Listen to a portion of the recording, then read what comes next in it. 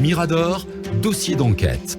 La gestion publique sous les tropiques, ça sent les écuries d'Augia. Nous remuons le couteau dans la matelote de la malgouvernance. L'heure de vérité a sonné. La Chambre de commerce, d'industrie et d'artisanat de Guinée serait-elle déjà menacée d'explosion ou encore à l'article de la mort? En tout cas, si l'on s'en tient au climat délétère qui règne au sein de cette organisation, dont le bureau exécutif a été récemment élu après 2 décennies de blocage, ce délitement précipité serait lié donc à l'emprise qu'exercerait le département du commerce sur la dite chambre, réduisant ainsi fortement la marge de manœuvre du nouveau directoire de l'institution. Alors, pourquoi la CESIAG se prend-elle déjà du plomb dans l'aile? C'est la question que l'on pose. Akumba Diallo donc nous donne des éléments de réponse. Oui, merci Wouri. Vous vous rappellerez que la Chambre de commerce, industrie, artisanat de Guinée avait été mise en place tout récemment avec fracas, assez de bruit d'ailleurs, il y avait assez de contradictions. Mais nous apprenons aujourd'hui, selon plusieurs de nos sources, que cette chambre de commerce est en passe de connaître une fin un peu prématurée si l'on y prend garde.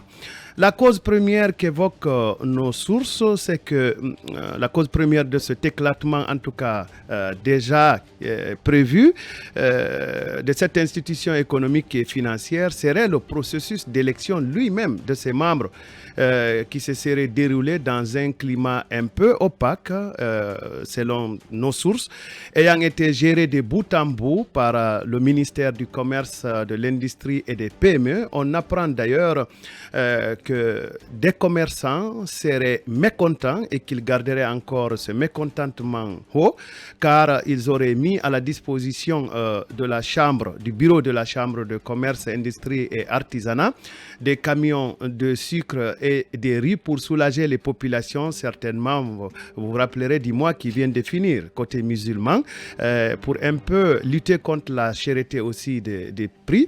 Mais malheureusement, le ministre du commerce, de l'artisanat et des PME est accusé d'une mauvaise gestion de ce camion, en complicité certainement avec un de ses homologues membres du gouvernement, parce que nos sources indiquent qu'au lieu que cette provision aille aux ayants droit, elle a plutôt profité à des membres du gouvernement. Nos sources citent 2. En plus, il est dit par nos sources que l'actuel président de la Chambre de commerce aurait pris une décision de mise en congé technique de 44 travailleurs, ce qui est jugé être une violation de la législation du travail en ses articles 151 alinéa 1 et 155 alinéa 1 certainement du Code de travail. Donc c'est une mesure que le syndicat entend contester selon nos sources. Mais il y a aussi des reproches liés à la nomination aux nominations au niveau de ce ministère que certaines qualifient de népotiques d'ailleurs. Des sources rappellent que c'est à travers un décret que le président de la République, le colonel Mamadi Doumbouya, avait procédé à la nomination de l'équipe au niveau du ministère du Commerce, de l'Industrie et des PME, mais qu'avant cela était intervenue la nomination des membres du cabinet par le ministre Bernard Gomou. Une scène que des participants décrivent comme étant cocasse, qui se serait selon toujours ces sources passées à cette occasion, car, disent ces sources, le ministre Gomou aurait proposé dans son décret la nomination d'un certain Lansine Djoulaba Condé en qualité de conseiller chargé des missions. Et d'ailleurs, nos sources nous rapportent qu'à cette occasion, que c'est le docteur Dansa Kourma, actuel président du Conseil national de transition, qui aurait fait preuve d'une très grande vigilance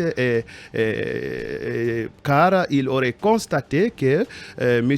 Lansine Condé, selon toujours nos sources, aurait présenté un CV et un certain nombre de diplômes qui semblaient être très douteux et que Dr Dansa s'était opposé à l'utilisation de tels documents qui ne sont pas certifiés.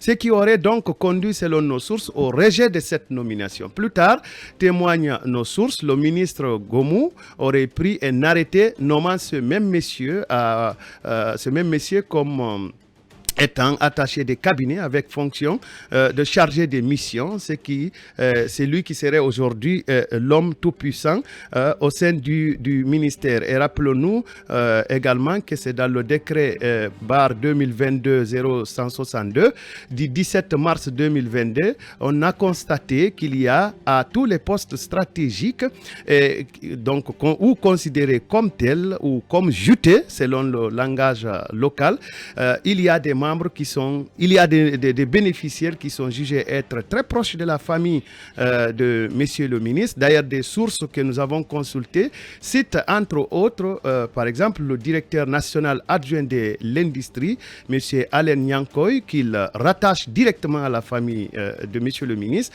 Le directeur général adjoint de l'agence de gestion des parcs industriels, qui serait certainement son beau-frère, selon les sources. Il s'agit de Monsieur Koli Kone. Il y a aussi le fait que le directeur général adjoint de l'Institut guinéen de normalisation et de météorologie est cité comme étant son cousin. Je parle de M. Tché Koto Doré. On apprend que ce dernier habiterait avec le ministre, certainement dans la même maison. C'est là sans évoquer les actes de nomination de ses proches qui sont aussi cités par nos sources au sein du ministère et qui seraient devenus une vraie entreprise familiale, je cite. Et puis, il y a des sources qui ne sont pas aussi contentes du processus de rénovation du ministère du Commerce, de l'Industrie et des PME. Dès sa prise de fonction, le ministre Gomou a, selon des observateurs internes que nous avons interrogés, déclenché des travaux de rénovation du ministère dans une totale, je cite, ambiguïté, à rappeler que ces travaux, en plus de l'extension du ministère, avaient déjà fait l'objet d'un contrat pour un montant de 54,23 milliards de francs guinéens. Donc, nos sources indiquent que le ministre Gomou aurait procéder à l'annulation pure et simple du dit contrat, tout en attribuant le marché de rénovation d'une valeur cette fois-ci estimée à 3 milliards. Notez bien, de 54,23 milliards, il trouve que le marché devait valoir 3 milliards. Cependant, nos sources, malgré cette baisse de coût, pensent que le marché a été attribué à son épouse sans aucun appel d'offres. En l'absence de contrat, car il n'y a pas eu d'appel d'offres, insistent nos sources, la ligne budgétaire allouée aux travaux de rénovation et d'extension, ajoutent les sources, ne pouvait pas être utilisée pour payer la charge de l'entreprise. Le ministre et son pool financier sont supposés avoir une gestion à interroger par nos différentes sources qui estiment que cette gestion viole totalement le code des marchés publics.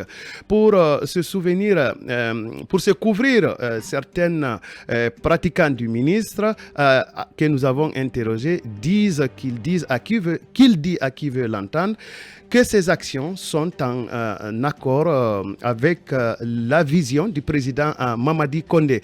Mamadi Doumbouya aurais-je dit.